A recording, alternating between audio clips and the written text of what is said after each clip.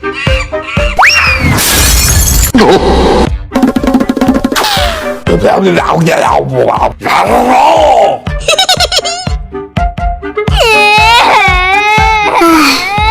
दोस्तों, तुम्हारी माँ की लंबी उम्र के लिए वीडियो को लाइक और पापा की लंबी उम्र के लिए चैनल को सब्सक्राइब कर देना। उसके बाद बिल्ली लोहे के गोले को फुटबॉल का रंग रूप देने लगती है और उसे बीच सड़क पर रख देती है। फिर बंदर उसे असली फुटबॉल समझकर पैर मारता है तो बंदर का पैर टूट जाता है। लेकिन अभी तक किसी ने सब्सक्राइब नहीं किया।